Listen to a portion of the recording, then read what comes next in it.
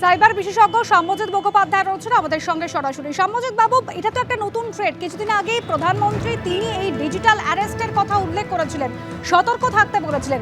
আর এখানেও দেখা যাচ্ছে একেবারে ভিডিও কলে শুনানি হচ্ছে, আর্থিক তছরূপের মামলায় ফাঁসিয়ে দেওয়ার হুমকি দেওয়া হচ্ছে, ভয় দেখানো হচ্ছে, এমনকি জাল শুনানির কপি পর্যন্ত পাঠিয়ে দেওয়া হচ্ছে এবং টার্গেট করা হচ্ছে কাদের? যারা বয়স্ক, যারা সেভাবে টেক স্যাভি নয়। একদমই তাই। মানুষের কাছ থেকে হাতকে টাকা তুলছে এবং এইখানে যে প্রবলেম, প্রথমে কন্ট্যাক্ট করবে তাদের ইনফরমেশন এটা কালেক্ট করে, লাইক তাদের নাম কোথায় থাকে, বিশেষ করে তারা আধার কার্ডটা যখনই পেয়ে যায় সব ডিটেলস তারা পেয়ে যায়, কোন ব্যাংক। সম্মজিৎ বাবু, একটু অডিওতে প্রবলেম হচ্ছে, আমি আসছি আবারও আপনার কাছে। বাগুইআটির ঘটনা, যেখানে তারা অভিযোগ করছেন যে রীতিমতো ফোন করে আর্থিক তছরূপের মামলায় ফাঁসিয়ে দেওয়ার হুমকি দেওয়া হয়েছে, এমনকি জামিন খারিজে জাল কপি পর্যন্ত পাঠিয়ে দিয়েছে প্রতারকরা।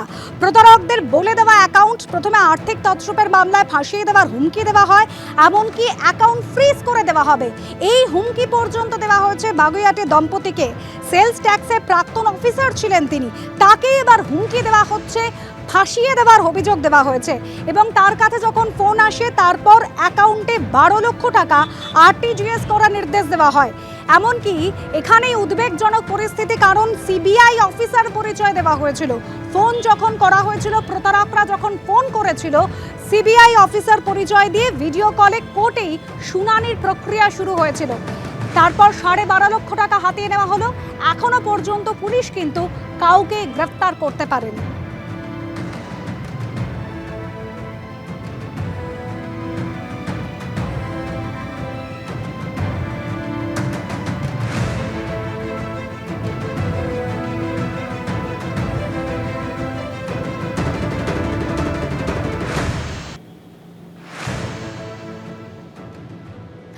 শুধুমাত্র এই রাজ্যেই নয়, প্রতারণার জাল কিন্তু ছড়াচ্ছে অন্যান্য রাজ্য। ত্রিপুরার ঘটনা এবার সামনে আনবো।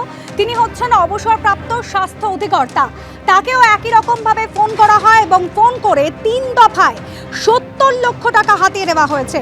ক্রাইম ব্রাঞ্চের নাম করে অনৈতিক কাজের অভিযোগ করে হাউস অ্যারেস্টের হুমকি পর্যন্ত দেওয়া হয়েছিল। প্রসেনজিৎ সাহা আমাদের প্রতিনিধি সরাসরি আরো জানাবেন। প্রসেনজিৎ, ঠিক কি ঘটেছে ওই অবসরপ্রাপ্ত স্বাস্থ্য অধিকর্তার সঙ্গে? আমরা গতকাল তার কাছ থেকে জানতে পেরেছি যে ডিসেম্বরের 1 তারিখে মুম্বাইয়ের একটি অপরিচিত নম্বর থেকে ফোন করে বলা হয় যে মুম্বাই ক্রাইম ব্রাঞ্চ থেকে তাকে ফোন করেছেন এবং তার অ্যাকাউন্ট নম্বর, আধার কার্ড এবং যাবতীয় তথ্যের সঙ্গে তার বিভিন্ন অনৈতিক কার্যকলাপের খোঁজ তারা পেয়েছেন এবং তা থেকে বাঁচার জন্য এক আধিকারিকের নম্বর তারা দেয় এবং সেই আধিকারিকের নম্বর দিয়ে আরও এক প্রতারকের নম্বর দেয় এবং সেই নম্বরে যোগাযোগ করার জন্য তাকে বলা হয়।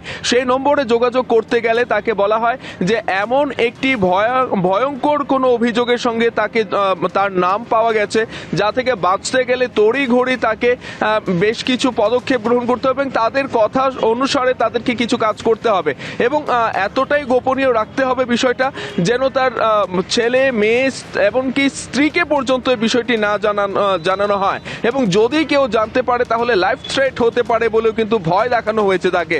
এবং তার পরপরই তিনি তাদের কথা অনুসারে এতটাই গোপনীয়ভাবে প্রথমে অনলাইন, তারপর আরটিজিএস করেছে তার এসবিআই যে সেভিংস অ্যাকাউন্ট আছে সেখান থেকে তিনি ক্যাশ টাকা উইথড্র করে। সেই টাকাটা আরটিজিএস এর মাধ্যমে প্রথমে 15 লক্ষের মতো, তারপর 25 লক্ষ, এরপর 40 লক্ষেরও উপর, মোট 3 দফায় তাদেরকে প্রায় 70 লক্ষ টাকা পৌঁছে দেয়।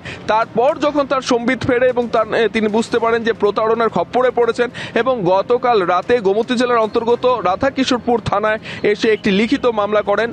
সেই থানার ওসি বাবুল দাস জানিয়েছেন যে একটি মামলা তারা নথিভুক্ত করেছেন এবং সেই মামলাটি তারা গ্রহণ করে তদন্তের কাজ শুরু হয়েছে। ইতিমধ্যেই তদন্তের কাজ শুরু হয়েছে এবং পুলিশ কাউকে গ্রেফতার করতে পারে কিনা অবশ্যই সেটা দেখব।